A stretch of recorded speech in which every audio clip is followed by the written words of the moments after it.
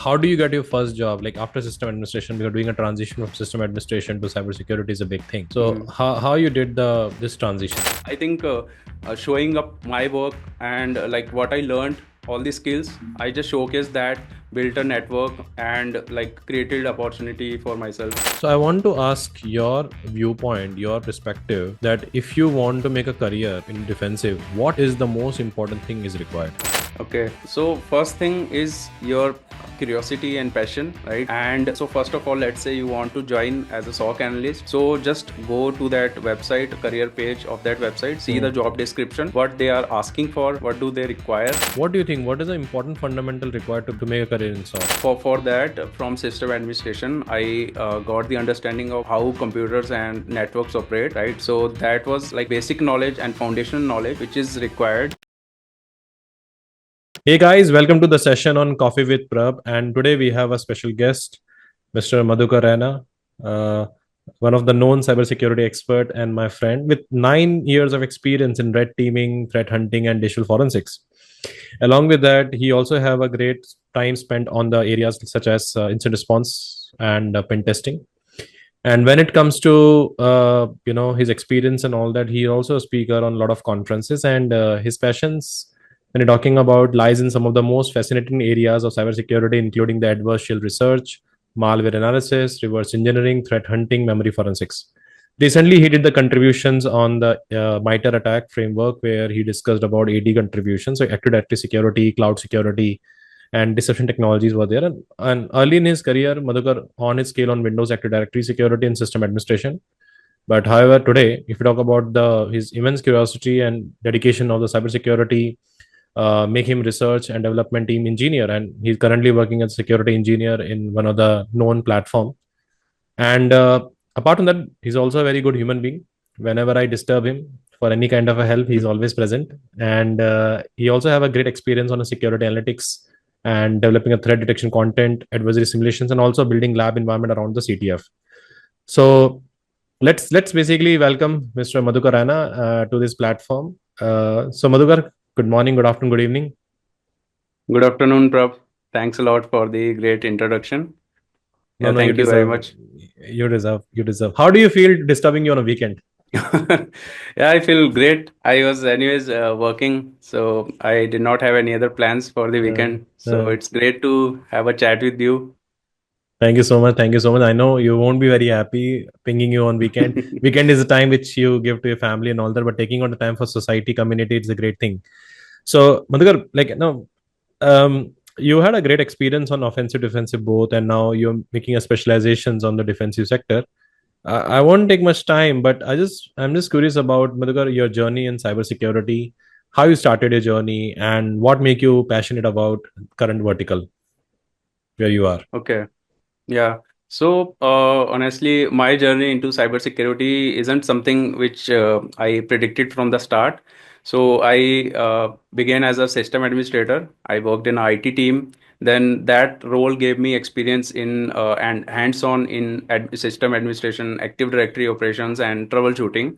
So troubleshooting was very important, and also I was very curious related to cybersecurity and security side of things. I used to watch a lot of YouTube videos and try to do like experiments in my lab. So that curiosity led me to my second job in security engineering. So where I started to build understanding of the defensive strategies and how attackers work, how what is the mindset of adversaries, and then moving on with threat hunting and security research roles, and then eventually right now I'm working in the training development with Hack the Box.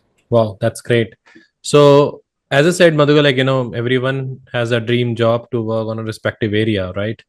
So, Mhm. how do you how do you get your first job? Like after system administration, you're doing a transition from system administration to cybersecurity is a big thing. So, Mhm. how you did this transition? Yeah, so basically, when I was working in system administration, I had the experience of working on Active Directory, and from there, I got a project to get and collect all the logs from all the endpoints, and then send it into Elasticsearch, create a dashboard, and have the security team monitor that. So I was configuring all of that. So I thought like I had this experience, so why not to show that? So I created one public project and try to showcase all the work that I do. So I started to contribute in GitHub projects and started to make a social presence, post on LinkedIn, all of that. So I also used to attend the conferences. So in 2017, I attended besides New Delhi conference. Hmm. Hmm. So where I met my manager, like ex-manager Wasim. Over there, he used to work at NII Mumbai. Hmm. Hmm. So then I joined. We had a discussion. Like he was also working on Elastic and setting up security analytics for threat hunting. Hmm. So I joined his team and worked over there. So over there, I basically started to build AD environments and create hypotheses and detections on AD. Hmm. So I think.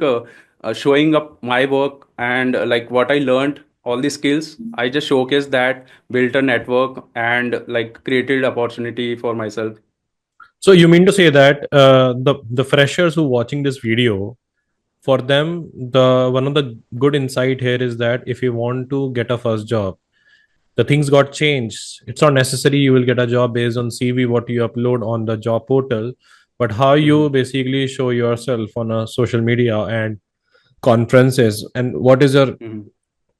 kind of work you are doing, that can be also have a great chance to Mhm. get a job. You mean to say that? Yes, yes. I mean, like when you're looking for a job in cybersecurity, even if you don't have a job, you are a fresher. So employers look for hands-on experience. So But he you doesn't can have. create. Yeah, so even if you don't have a job related experience, you can create your own labs, like let's say an Active Directory, Hmm. install on VirtualBox Hmm. different machines, create vulnerable environments, and Hmm. try to perform attacks, try to learn. There are a lot of learning platforms on YouTube. You can watch a lot of great stuff. Even you are Bannar videos teaching dare. on, yeah, yeah. So basically, you can create your own projects from there. You can learn, practice all of that, write blogs. So writing blogs is a very important thing. I think it worked a lot for me. Whenever I do research or whenever I have to speak somewhere, I try to write blogs on that. And then that also makes me confident when I am preparing for that. So writing a blog can help you to even like try to go through that scenario multiple times. Hmm. So having some GitHub projects, open source those projects, so that helps a lot. Can And you can you again, share me some example of projects? An yeah. example of project what the freshers should focus on it. Yeah, yeah. Okay. So let's say it depends on what kind of area in cybersecurity you are interested in. So Defensive SOC. yeah, okay. So let's say in cybersecurity, in defensive cybersecurity, so you want to like detect different threats, or you want to try to perform an attack and see what kind of artifacts it generates, Hmm. right? So to do that, there are multiple use cases. So for example, if I talk about the open source project which I worked on, so I tried to create a simulator or attack tool which basically performs attack on a system, and then you get a event ID. So I named it as Sysmon simulator. Hmm. So For and it's then I used for open. endpoint monitoring. Yeah, not for endpoint monitoring. It's basically so let's say you have your EDR or Sysmon or any other endpoint monitoring tool installed. So when you run Sysmon simulator, it can simulate all the event IDs, or let's say all the techniques, like for example, uh, process creation, right, or process injection, or let's say trying to access a remote process. So multiple techniques which are there. Let's say Sysmon has event ID 3, which is network connection initiated. So if I type Sysmon simulator and event ID 3, then it will create a network connection and you will get an event log for that. So it's basically a tool which you can use to test your EDRs or Sysmon. So like this. So Okay. that So, was but one example. do we have open source projects which freshers can able to work on it? Yeah, I think you can use tools like let's say Elasticsearch. You can create a project which let's say you send all the logs from your lab machines or your test environment to Elasticsearch and create a dashboard and try to hunt for different techniques. Let's say you read a blog about some new attack and you try to simulate that attack, and you see what kind of evidences it leaves on the system. So based on that, like do some research and create a defensive dashboard on top of that, or create some detection queries on top of that which are new.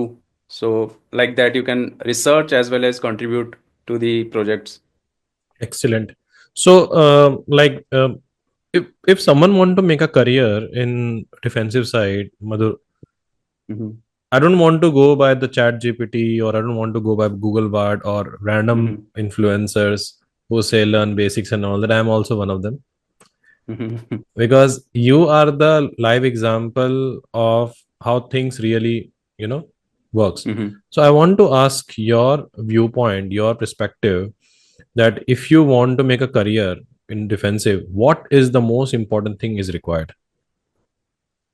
Okay, so first thing is your curiosity and passion, right? And once you have, so first of all, let's say you want to join as a SOC analyst. So just go to that website, career page of that website, see the Hmm. job description, what they are asking for, what do they require, right? Hmm. And then try to learn those skills. So once you learn those skills and try to, let's say, uh, go through different things that they require. Let's say they require you to have malware analysis skills or threat Hmm. hunting skills, right? Hmm.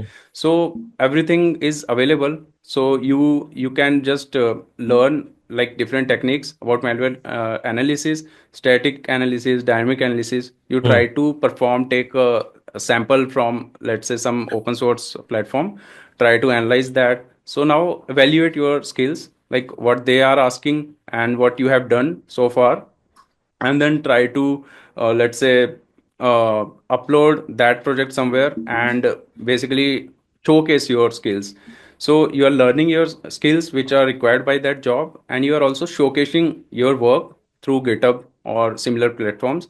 And Hmm. also I think when you are working on things like that and trying to apply at multiple places, like there are very less chances like you will get replies, because that will go through HR and a long process is there and multiple applicants are there. So I think references are also very important, they also matter. So you can join like different local meetups in your area related to cybersecurity, like network with people, or you can also volunteer in different conferences that will also help you to grow your network. So that is also very important.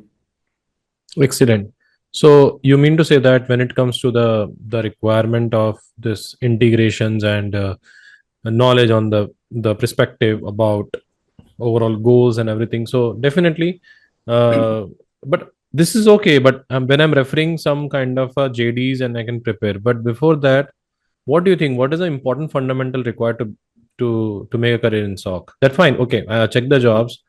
I saw the job requirement is for the malware analyst and all that. That's fine. But Mhm. my question here is that before jumping into that, I should know some basics, right? Correct, correct. Yeah. Because when you So, when you move from system administration to the mm, SOC and all that, so you had some basics with you, right? System administration give you basics. So what are those mm, basics? Because these podcasts also watched by those people who about to start their career in the cyber. So correct. from that perspective, yeah. Okay, understood. So I think for that from system administration, I got the understanding of how computers and networks operate, right? So that was like basic knowledge and foundational knowledge which is required. So in cybersecurity, like it's great if you learn, if you can learn about how actually networks work, how your when you search or type your URL on browser like google.com, so what happens in the background. So you need to have foundation knowledge about computer science, like Hmm. how networks work, about web applications, how to reverse things, like start to have basic knowledge. In reverse engineering, what is required, you need to understand assembly, you need to have a knowledge of various programming languages. So there are many similarities between programming languages, so try to utilize your time to learn all of these things so that you get a strong foundation. So I think strong foundation is very important. So after that, once you get your job, you will eventually move ahead and see through different things through your experience, Hmm. but the foundation should be very strong. And So what are those foundations? That's my question. Like, networking or yeah. operating systems. So what is those foundations are important? Do we need to know programming? Is it mandatory to have a programming? All those things. Hmm. So, like, let's say you're going into defensive cybersecurity. Hmm. So, passion of security, pressure handling, because in incident response kind of roles, I had also worked for incident response for 3 years.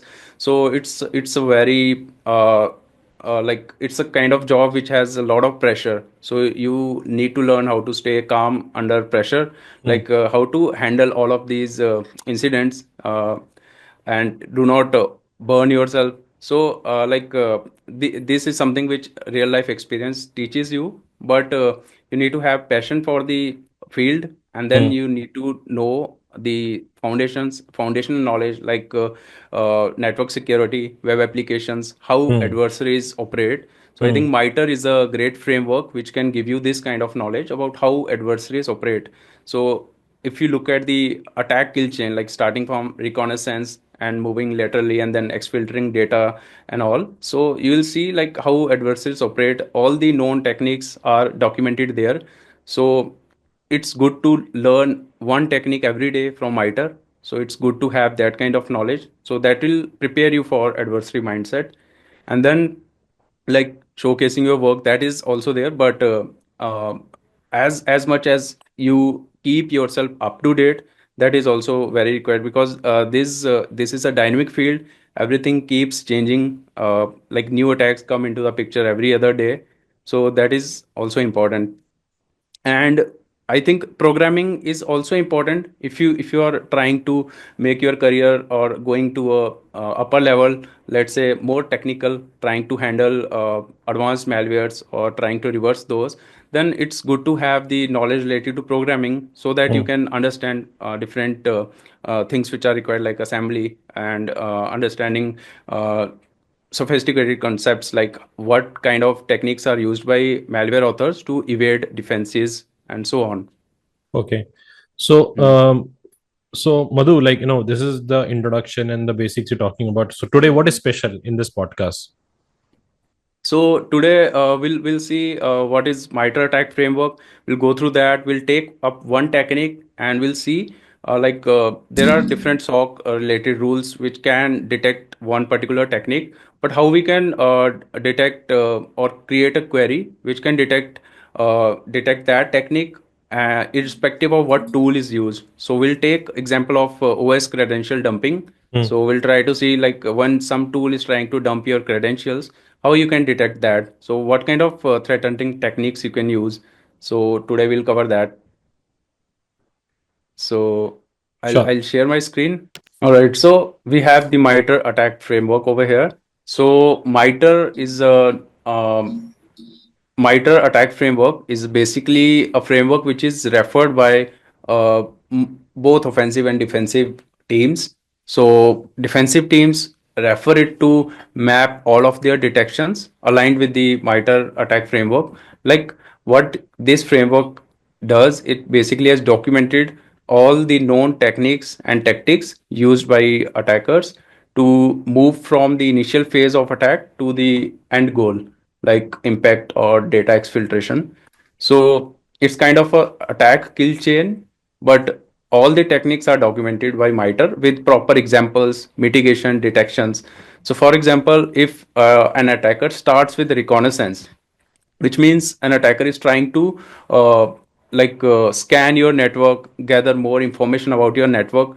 So it starts with reconnaissance and tries to gain initial access by, let's say, through spear phishing or sending you an attachment, and once you click on that, their malware gets executed, and then they will move ahead. So like all of these are documented by MITRE.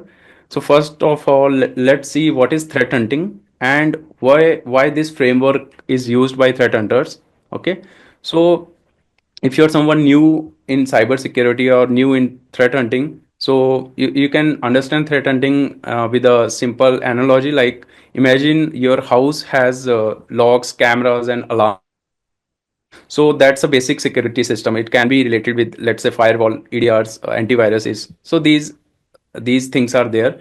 So what if a thief is smart enough to bypass all of that? So would you wait until the thief steals something, or would you actively look for the signs that someone is trying to break in? So now, actively looking for these signs that someone is trying to break in, it can be related with threat hunting. So it's kind of a detective work in Okay. cybersecurity. Yeah, so basically you are actively looking for different signs for break-in in your systems. So Example. for example, all of the logs from different systems in your organizations are sent to one centralized platform. Okay, so you are going through that logs. So on top of those logs, your SOC team has configured different rules which will send alerts when something is triggered. So let's say an attacker has got inside your network and your SOC team did not get any alert. So in that scenario, the attacker is already inside, but there was nothing which was detected by the traditional SIEM rules or the SOC rules, but attacker is still inside. So like something is missing. So but everything that is left by attacker, like all the clues, everything, those are there in the logs. So you just need to go through those logs and figure out that. So we'll go through the logs and like figure out how the attacker got in, what was executed, what is the like patient zero in cybersecurity. It's called like which is what is the first point which was compromised, and then attackers moved laterally and compromised other machines or users. So how did attacker get inside? So all of these questions will be answered once you go through the logs and try to do hunting on that. So basically, to do hunting, you need to have a knowledge of adversary mindset. What would an attacker do once they are inside, or how would they try to get inside, right? So all of this you have to hunt in your logs. So you have all the logs from all the systems. So you just need to know what to hunt and how you can like find out from what is missing from the alerts, right? So let's take an example of one of the techniques. So let's say when attacker is inside the network, they did the reconnaissance, they got the initial access, let's say, is done through phishing. They sent you a phishing email, got inside, and then like their malware executed. Okay, and then execution phase is done, and then they establish persistence. So persistence means attackers wants to make sure that their malware keeps running on the system even after the system reboots. So that is persistence. So to do persistence, there are multiple techniques which are known or which are observed by the security researchers or MITRE. So everything is documented. So even if you are new in cybersecurity, just open one of these techniques. You will get information like what is account manipulation, why do attackers do account manipulation, okay, and some examples of how account manipulation is done, okay, and which attacker groups or malwares have done or used this technique in past. So they have given proper examples of which technique was used by which attacker groups. Like for example, mimikatz uses account manipulation, and they this is the way, like using these commands: lsa dump, change, ntlm, set ntlm. These are the commands using which mimikatz can manipulate the password hash. And then MITRE also provides mitigations for this particular technique, and then also the detection. So MITRE is a great resource or knowledge base for anyone who wants to learn about the adversary mindset or different techniques. Okay. And it should be the when you say it should be the foundation part for threat hunting also, right? Yes, correct. Okay. So yeah, so before even starting with threat hunting, like just make sure that you at least know about these techniques, or how does the this particular technique works. Let's say, so the upper part is called as the tactics. So if Hmm. we open the credential access, so this is a tactic. So tactic contains different techniques. So for example, to do the credential access, attackers use following techniques. right? So inside these techniques, we have, let's say, OS credential dumping. Hmm. So OS credential dumping is one of the techniques of credential dumping. Hmm. So OS credential dumping also has further sub techniques. So using these sub techniques, credential dumping can be done. So let's take an example of OS credential dumping LSS memory. So this is a technique, and we want to hunt for that, or hunt for the signs of this technique in our environment. So let's say we already had a rule that Mimikatz does credential dumping, or this particular tools, let's say Proc Dump does credential dumping. So we already have rules to detect this. Let's say if this tool is running, so what if attacker or someone changes the name of the tool or uses a custom tool which does not match the SOC rules, so that rule can be bypassed, right? So we'll simulate this technique and we'll try to hunt for that. So first of all, let's understand what is credential dumping and what is LSAS memory. So for anyone who is new, so OS credential dumping. So this stands for MITRE's technique, which is basically in your operating system, you have different credentials that you have used, like for your logins. Like let's say you logged into your system, and then using the same credential, you are also trying to log on to network file share or some other resources also. So for that reason, operating system stores or caches your credentials in a mechanism called as, let's say, LSAS. So this is local security authorities process, LSAS, which basically caches your memory, your credentials in the memory of this process. So what that means, in your operating system, all the processes are running, everything is happening in memory. So LSAS is also running on the system, and the credentials which are cached, that is also in LSAS memory. So if some attacker tries to dump the memory of LSAS process, so by dumping it means whatever is there in this process memory, if someone writes that or stores that inside a file, that is the dumping of that process or dumping of that memory. So now they can analyze that LSS memory offline using tools like Mimikatz. So Mimikatz is a great tool which can help you to extract the credentials from the LSS memory. Okay. So after an attacker extracts the credentials, so they can use that credential to move laterally into the environment, or Mm-hmm. they can use those credentials to perform further attacks, right? So now our target is to understand how we can detect this, right? So using Proc Dump, we just need to provide the remote process like lsas.exe and then name of the file. So what this will do, it will create a dump of this process. So I will now take you to a VM Mm-hmm. which is over here. So you can see when some tool performs the uh, credential dumping. So you will get multiple logs. Like let's say if we start with Sysmon. So Sysmon is a great tool. Its full form is System Monitor. So it monitors all the activities which are being performed on the system. Okay, so like for example, there is a sys internal suite. If you want to learn about sysmon or other important tools, I think this is also part of the foundational concepts that we discussed. So sys internal, so that is available on Microsoft's website. So sys internal suite is it contains a lot of different tools which are there. So you can just download from here.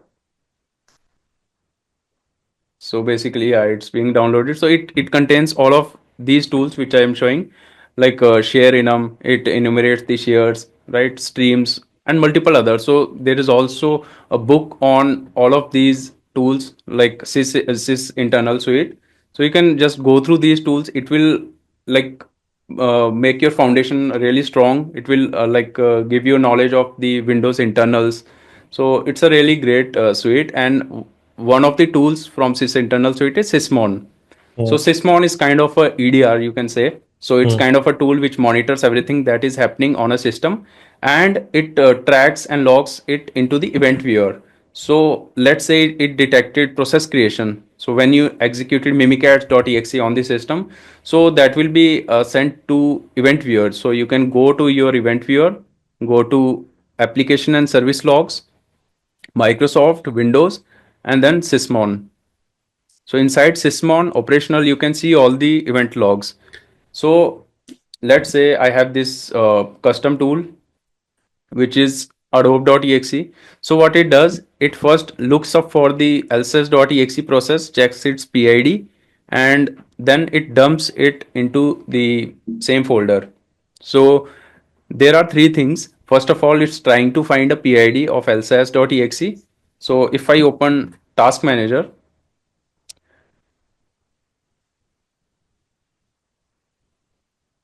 and go to details and type lss, you can see lss is running on the system with PID 644. Hmm. Okay. So is it visible? Yes. Okay. Yeah, so basically it's running on the system with PID 644. So first of all, it opens this process handle. So in Windows, any program which has to do anything with the remote process, they have to first open a handle to that. Just like when you want to enter inside a room, you open the room with the handle. Just like that, you have to get a handle to that remote process, open the handle, and once you have the handle, you can do anything with that process. You can dump its memory or create a thread or whatever. So you can do anything in that process. Now you have the handle. So after doing something with that process, you have to close the handle as well. So it's a basic process in Windows. So once you open the handle of that process, that will create a evidence on the system. So in terms of Sysmon, that is done by event ID 10, which is process access.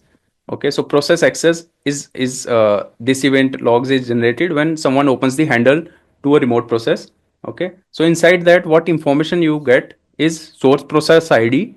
So process ID is given by Windows to all the processes which are running, just like we saw in the task manager, we have the name of the process and PID.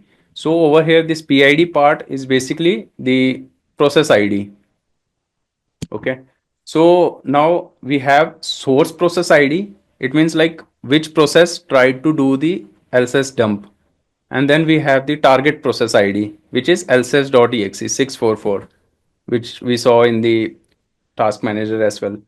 And then we have the target image lss.exe, right? Okay. And what kind of access is granted? So this one FFF, it means like process all access. So there are multiple accesses. We can follow the documentation of this event log and see what are the different masks for the access. And then this field call trace, this is important. So call trace in computer science, you can just understand it in a very simple terms. Call trace is means tracing the function calls. So like which function called which function. So it starts like this, separated with this separator. So first of all, ntdll called this function from kernel32.dll. So in Windows, we have DLLs and then this plus 17E94, this means the offset. So in this function at this offset, there is a function. So in this DLL at this offset, there is a function. And then this function called this adobe.exe at this offset, and adobe.exe is the program, custom program. So you can see internal in this adobe.exe, there are some functions are being called, these three functions, and then this function called some function from dbg Okay. right, at this offset. So whenever you see dbg so this dbg is a special DLL in Windows which contains the functions that perform the mini dump, write dump. That means like that perform the dumping of that process. So whenever someone tries to do LSAS dumping, so if this mini dump write dump function is used, then you will see evidence of dbg in the event logs in the call trace. Okay, so call trace is nothing but just a trace of different function calls. So in that you will see dbg also. So no normal program would call this dbg or try to dump this. So if in cases where some system crashes, then operating system takes a dump of the memory. That's a different thing. That's a legitimate attempt. But normally, no other process should call it Hmm. unless or until it's required. For example, you are a system administrator. You can also right click on this and create dump file, right? So right now I don't have permissions, but if I run it as administrator, I can also create dump file, and then it will also do the same thing. It will also use the mini dump write dump and run like write a file from this process. So task manager can also dump the process memory as well. So now let's go back to LSAS memory in MITRE, and let's read this technique. So MITRE says that adversaries may attempt to access credential material stored in the process memory of LSAS. After a user logs in, the system generates and stores a variety of credential materials in LSAS process memory. Like I said, so once you log in, your credentials are stored in LSAS process memory. So these credentials can be harvested by administrator or system and used to conduct lateral movement using the use alternate authentication material. So these are again MITRE other techniques. So in simple terms, it means like when some attacker tries to extract these credentials from the LSAS process memory, they can do lateral movement, right? So now, for example, MITRE has also given some examples like How to do that? Proc Dump. Yeah, how to do that. So Proc Dump can do that. So let's say, for example, if I run this command, so I also have Proc Dump on the system. Proc Dump is also part of the uh, sys internal tools. So yeah, over You here mean the in same tool which is used by Microsoft for their defensive purpose? It can be used for offensive also. yes, correct. So attackers can also use this legitimate tool, which is Hmm. Microsoft tool. They can also use this, and they can also take a memory dump. So if you refresh the logs now, you will see one more log, and which says procdump.64.exe was used to target lss.exe, and you can see dbgcode.dll in the Hmm. event logs, right? Now, one thing over here is like you can use this tool or any other tool, like for example, which I was using adobe.exe or anything. Like for example, if I type adobe.exe again, so it looks for lsspid and memory dump is done. And now if you see and refresh it, there should be one more event log, right? And which should say source image is adobe.exe, Hmm. right? So even if it is Adobe or Proc Dump or any other tool like Mimikatz, right? So all of this can be detected in process access event logs by Sysmon, but we need to have a detection query, which should be irrespective of which tool is used, it should detect it. So you need to find a way, like for example, in call trace, the unique thing which we can see is dbgcode.dll. That is Hmm. always there, right? In call trace. So that is one thing, and then we can also add a filter like target image should be lss.exe, right? So using this logic, I also created one simple check in Sysmon configuration. So when you install Sysmon, so Sysmon requires a configuration file or a XML file that contains all the rules, right? So there is one open source repository. Like if you go to this Swift on security Sysmon. So this Sysmon configuration is highly like uh, filter. It contains a lot of good filters, and it's highly recommended. So you can use this kind of file in your test environment or for doing your research. So it means it has excluded some legitimate processes to remove the false positives, okay, and also included some malicious programs or some malicious locations. So you can install Sysmon with this configuration file. So the command to install Sysmon is basically just like sysmon.exe and then -c, and then your Sysmon config file .xml. So like using that, you can supply your XML file to Sysmon, and Sysmon will try to track your detections based on your new XML configuration file, Okay. right? So in this XML, I just added one logic like call trace contains dbgcode.dll and dbghelp.dll. So these two DLLs, and I also gave a name of the rule as credential dumping using mini dump write dump. So and then I will apply this rule like sysmon -c and sysmon xml. So what it does, it updates the configuration file with the new rule, right? And what will happen now if you try to run proc dump or mimikatz or any other tool? Once you do that, like you will get your event log, and in the event logs you can also get this field credential dumping using mini dump write dump, which we specified in our logic in the XML file. So just like this, you can create your multiple queries. Like you, let's say you did not know about this thing before you started threat hunting or before you started hunting for this technique. But after you did some research or went through all the event logs, you found that dbgcode.dll is something which is unique, that is coming in all the tools, whether you are using mimikatz or something, right? And based on that, you created this detection query. So this thing is called as call trace based hunting. And one of the good things is that Elasticsearch is a like very known platform. They are also doing a really good in terms of the security. So they have also created event detection query based on this uh, call trace hunting. Okay. Yeah. So I can just show Elastic. So as I can see, you are using a lot of tools and all that. How important is to know the programming knowledge for So threat hunting?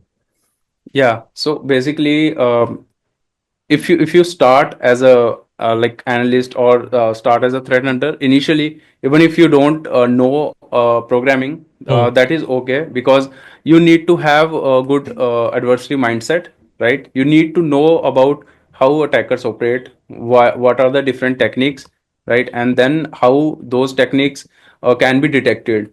Like for example, we took an example of the credential dumping, right? And multiple other techniques like persistence, how persistence can be happened in Windows. So you can start exploring these techniques, try to learn this, try to simulate this in your environment, right? And Hmm. eventually what will happen, you will have a very good adversary mindset. You will know how these techniques can be detected. So in this kind of role, you even if you don't have a good programming experience, that is okay. But let's say you want to move and learn about reverse engineering, you want to move into senior roles or take up some reverse engineering jobs, then it's important. Or like let's say you want to let's say uh, go into, let's say, uh, uh, source code review, or in web application pen testing also, you're dealing some kind of source codes or programs. So there you need programming knowledge. But in case of threat hunting, even if you don't have till this point, adversary mindset is very important. But Hmm. yes, some things which are there are like, if you want to automate your work, like you have multiple event logs, and you want to create a small script in Python, let's say, or Golang. So you want to create this script and to automate your your stuff. You want to, let's say, decode multiple obfuscated PowerShell commands in multiple lines in a file. So you can Okay. basically just write a small script. So in that, it's good to have knowledge of programming that you can use for automation. So Hmm. that is good to have. But in your role like this, even if you don't have, that is still okay. That's great. Because the reason of asking this question is because I can see nowadays when it comes to advanced threat detections, engineering, and all that, there's a lot of demand of the programming knowledge in terms of Yes, creating your own correct. rules and all that. That's the reason I ask. Okay, that's great. Thank you. Yeah. Yeah. So basically, Yeah, that's what I wanted to show today. We can take up more sessions where I can show some other technique and like let's say advanced process injections or something, and how we can go through logs on a platform like let's say Elastic. So I also have one Elastic dashboard over here. So that is the same system over where we are doing this. So let's say we want to see if something is there related to LSAS. So we see different event logs. Like for example, right now you see like there is something like message which is coming, and you don't see anything else. It just message. So you want to see some important things from this. So what you can do is try to like filter the important things which you require and only show that. For example, this event log is an attempt was made to access an object. So if someone is trying to access, let's say lss.exe, that was logged, and these logs are sent to Elastic. So in this platform, you can basically just search for different event logs, like let's say adobe.exe. We know we executed that. So once I search, it shows like in the process creation logs, it is there. Okay. Right. So the call trace hunting that we did, so all of that is there. So if you see, Elastic also has this call stack hunting, this thing, anti-dll.dll, dbgcode.dll, right? So this is extracted by Elastic's agent. So anything like that can you can also create rules based on that. You can just search for dbgcode.dll and you see like something like that happened, even if it was missed by your SOC rules. So you can search on Elastic for that. So that is also like open source. Elastic has a basic version. You can install this in your lab environment, send your logs, and try to perform the like research using Elastic. It's a good platform. That is great. So, Madhu, Yeah. can you just give uh, uh, can you just give me the complete end-to-end roadmap? Mm-hmm. Okay, what we did in threat hunting right now, step 1 to step 10 on a high Mm-hmm. level. Not Okay. not practical, just have a quick summary. Yeah. Okay. Okay. Cool. So so like first of all, like we let's say if you want to get inside this field, it's good to understand what your where your interest lies. Like for example, you want to start from the SOC analyst role or get into threat hunting, right? So for that, first thing is creating your skills, like reading all the MITRE techniques and tactics and going through that, simulating that inside your environment. So what do you require? You Hmm. basically just require a laptop where you Hmm. have like VirtualBox Hmm. and one Windows machine, and Hmm. it's good to have knowledge about Active Directory as well. Hmm. So basically you can have two or three Windows machines on your system. One is Windows Server, so Hmm. that you also understand Active Directory based attacks. So that because the environment or the organizations have the active directory and the active directory based detections over there, which basically which they would expect you to also detect, right? So having your custom active directory is good thing, and then simulating these techniques in your lab environment. Are you saying something? Yeah. No, no, no. Okay. Yeah. So, like simulating these techniques in your lab environment is basically will provide you information like this, like what kind of things are there in the event logs. For example, we see the call trace. So Hmm. it contains this information. So first, like looking at it for the first time will like make you clueless. Like you will see like I don't know why this thing is there. So just have some curiosity, just go to Google, search what is call trace in Sysmon event log, what Hmm. information does it provide, right? Hmm. And also see if like there what are the different detection queries which are there created by different organizations. Like for example, I was talking about Elasticsearch. Hmm. So their detection rules, if you see, they also have like um, the detections created like this same detection which I'm talking about, DBG core. Hmm. So LSAS, if you search LSAS memory dump creation, okay, this Hmm. is one. LSAS process access via Windows API. So let's see. This is interesting. So the query that they have is basically open process, open thread, anything from this, and target process is LSAS, right? So first of all, they are looking Windows API like open process, and they are checking target process is LSAS, Hmm. and then over here they have excluded some of the process to like reduce the false positives, Uh, and then they are checking for the process signature trusted equal to false. So that is one query, mhm. and let's say some other query from Elasticsearch, Elastic LSAS. So LSAS memory dump creation or potential credential access in LSAS memory. So let's see. So now they are using Windows host type. OS type is Windows event action, not deletion, and file names is like this LSS dump or anything .dmp like this, and they are filtering out the legitimate processes which do that, and then they are checking again like warfall.exe and warfall secure. They are just filtering it out. So like based on these, just check what Elastic or other vendors have created the like queries. This is the one which we used. It's really unique, like process from Windows event ID event code 10, Hmm. which is like Sysmon event ID 10, right? Which we used event ID 10 over here, and also in case of LSAS over here, WinLog event data call trace. Hmm. So in call trace, they have included both DBG help and DBG core, Understood. right? So LSAS is there and DBG help, DBG core. So they are checking if target image is LSAS in Hmm. event ID 10 and the call trace contains DBG help or DBG core.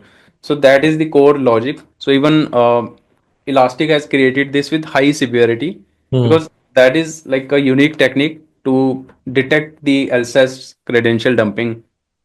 So just go through these open source rules or public available information, publicly available, like Elasticsearch or Google Chronicle or even Microsoft Sentinel. So all of these tools have provided the detection rules. So go through those, understand how these rules are detecting. So you're just going through this detection, you learnt about something like call trace and why DBG core is there in call trace. So just like that, you will learn new things every day. So learn the techniques and tactics. From there, now you have the skill set. You can start with some open source projects, right? So I think one example as a project I can give is there is one project. Uh,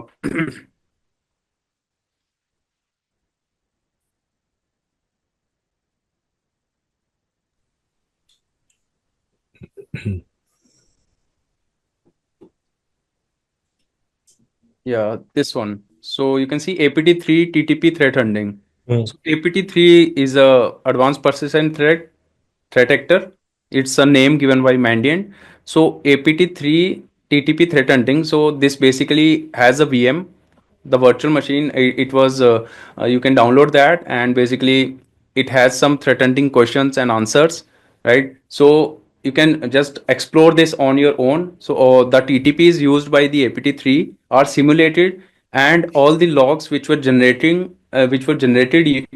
during the threat simulation, they were sent on this. So this also contains one Elastic instance. You can download that and try to like hunt for these APT3.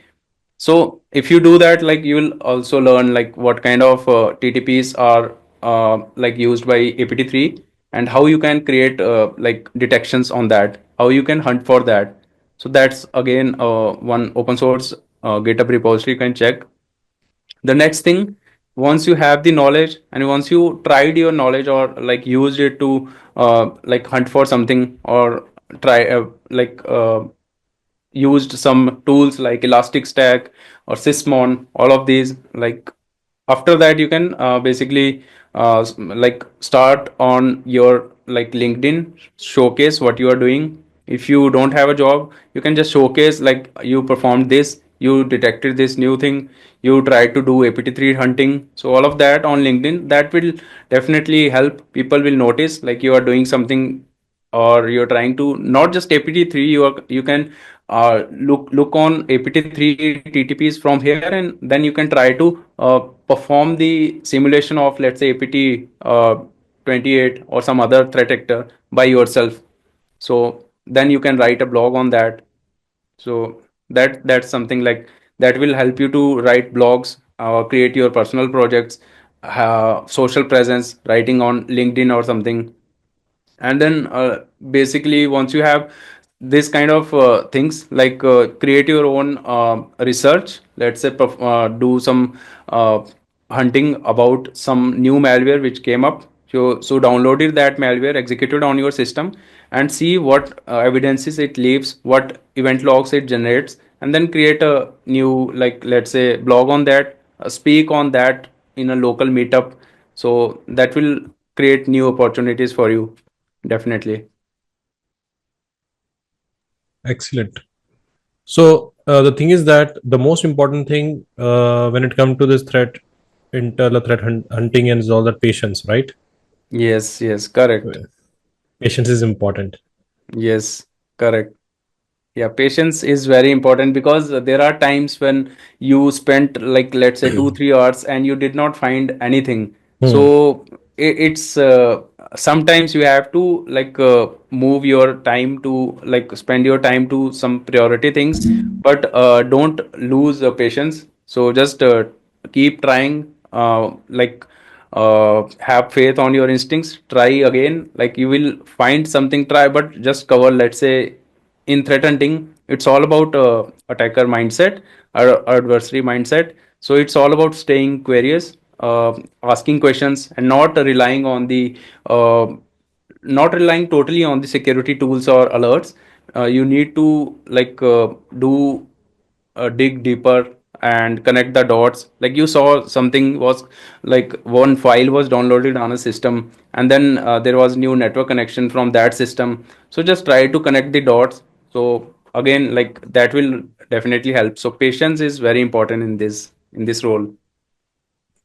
That's great actually, because the reason is asking is in the morning also I did one podcast with one speaker, and he also said the same thing. Patience is very important, and I believe defensive or threat hunting required lot of research and everything, because when it comes to pen testing and all that, we go with a particular scope. But here the incidents already occurred, and you need to identify the root cause of the incidents. So Correct. that's really great, Madhu. Yeah. Madhu, thanks for the great insight that you have shared on this particular video. And do let us know, team, in the comment section. Shall we disturb again, Madhukar, for the next podcast on forensics? And I'm looking forward for your comments and feedbacks on this video. So before you wind up, Madhu, do you have any final note you want to share with the participants before you wind up? Yeah, I think I have some questions. So we can throw some questions for the users. Hmm. So we will not reveal the answers for that now, Yeah. but maybe in the next session we can have, or like we can leave it for the users to go through this. So let's say these are some interview questions for the associate level, Uh-huh. or let's say you want to you can take a screenshot of that or look upon that, like, you want to hunt for DLL injection attacks. How can you do that? What are the event IDs for process creations or log on RDP? So how an attacker can do persistence on a system. So if you have to hunt for persistence, how you can do that?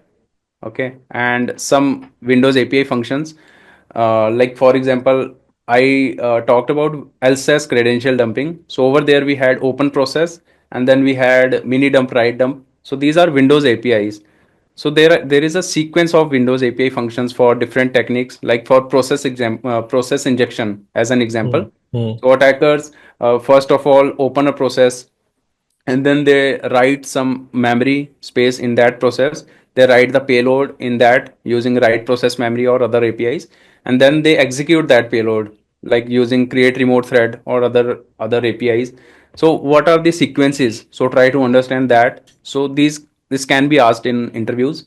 So what is a reflective DLL injection? So you have to hunt for a reflective DLL injection. So first of all, what is reflective DLL injection? How would you perform this kind of attack? And what kind of evidences it leaves on the system? What event IDs or what inside memory? What happens? So try to understand that.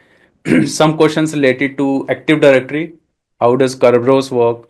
Known Kerberos attacks, pass the hash, golden ticket, all of that, and some questions related to the Windows and malware researcher, like how does EDR work. So in case of the malware research, or you are trying to join a company which works heavily with the EDRs, so they will be good, like they'll expect you to know how EDRs work.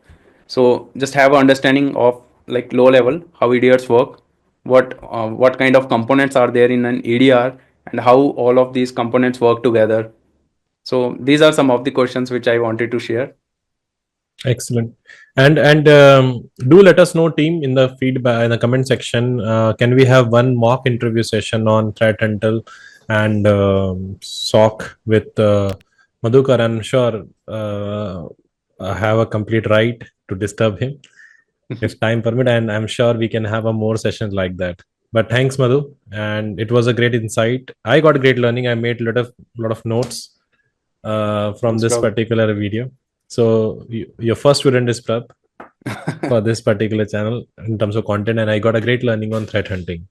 And keep spreading the same knowledge, and wish you a great luck. And we'll see more videos on this channel with different content. Sure. Thanks, Prab. Thanks a lot for inviting me. Same here, buddy. Matlab, thanks to have you in this platform. It is really great honor for us to have you in this platform. And taking on the time in a weekend is not a big deal. It's not a small thing. It's a big thing. And I know like you're doing great in your vertical. And team, those who want to reach out to Madhukar, I will share the LinkedIn profile on YouTube. I think Madhu, hope that you don't mind people reaching out to you for any kind of a help. Yeah, I don't mind. That's Thank you. great. Thank Yeah. you so much. Thank you so much. So this is Yeah. all from our side, team. And if you're new to the channel, do subscribe to the channel and click on the bell icon to make sure you should not miss the future videos on a similar topic. Good day. Bye.